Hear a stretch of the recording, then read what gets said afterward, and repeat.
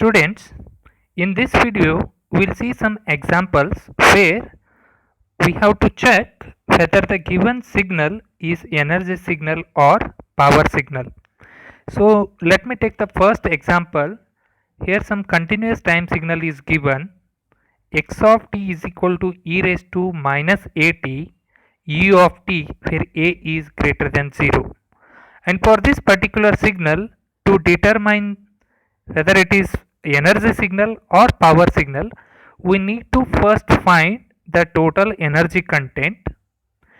If the energy content of this signal is finite, then we can conclude the signal is energy signal.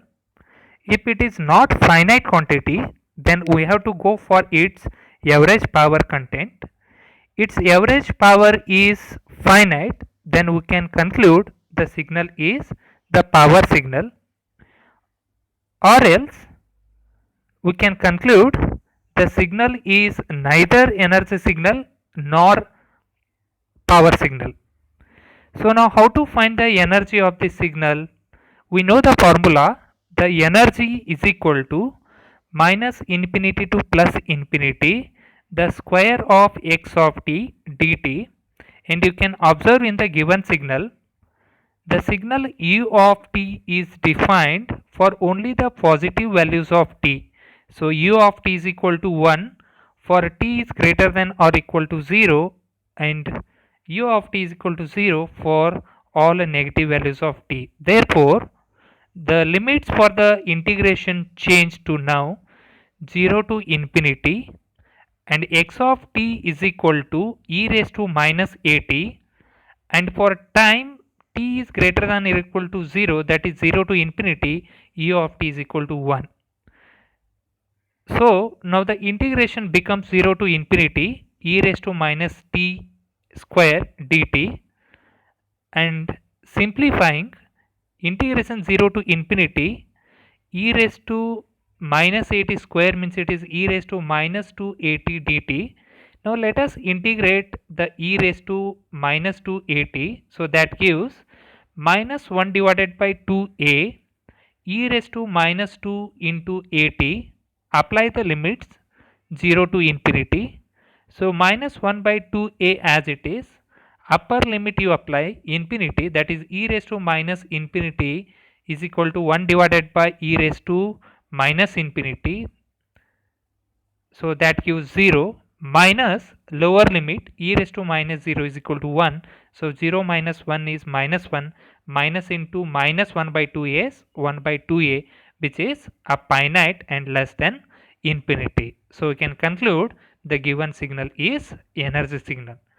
Now let us move on to the next example where the given signal x of t is t multiplied by u of t, and again we should know the definition of u of t here.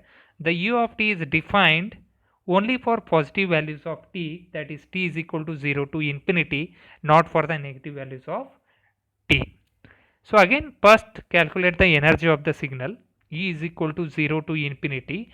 Why it is limits 0 to infinity? Because the u of t is defined only for positive time value, that is 0 to infinity, and the value of x of t is t, the t square, actually it is t square into dt, and the integration of t square is t cube divided by 3, and apply the limits 0 to infinity. So it is 1 by 3 into t cube is there, upper limit is infinity, so infinity cube minus lower limit is 0, 0 cube, so infinity minus 0, so 1 divided by 3 into infinity is infinity. So you can see here the energy content is not finite, it is a infinite quantity. If it is infinite quantity means the signal is not energy signal. Now we have to check for the power. Then how to calculate power? The power P is equal to, since the signal x of t has infinite duration, because u of t is defined for 0 to infinity, it has infinite duration. That's why we have to use the average formula power for infinite duration, and the formula is P is equal to 1 divided by t, limit t tends to infinity, it is 0 to t by 2 t square into dt. limit t tends to infinity, it is 1 divided by t, integration of t square is t cube by 3, and the limits are 0 to t by 2. And applying the limits, again we will get p is equal to infinity. So again it is a infinite quantity. So energy is also infinite, so it is not energy signal. The power also infinite, so we cannot say the signal is power signal. Hence we can conclude that the signal x of t is neither energy or nor power signal. It is neither an energy nor a power signal. And the third example we have is x of t is equal to a cos omega naught t plus pi. Whenever this kind of examples are given and you are asked to check whether the signal is energy signal or power signal, as we already seen one very important note, what that note says is all cosine and sine functions are always periodical signal. When the signal is periodic, it is a power signal. Hence, we can conclude that the signal x of t is equal to a cos omega naught t plus pi is a power signal. Similarly, if the signal is given by a sine omega naught t plus pi, that is also a power signal. And the next example is x of t is equal to a times u of t minus u of t minus 10. So here the signal x of t has value a, and the signal duration is defined by the difference between u of t minus u of t minus 10. So the duration of the signal x of t is depends upon this u of t minus u of t minus 1. So by simplifying this u of t and u minus t minus 10, you will get the x of t is defined between 0 to 10 and its value is plus a. And now for this signal, let us calculate what is its energy. So E is equal to, now the signal duration is 0 to 10, so limits are 0 to 10.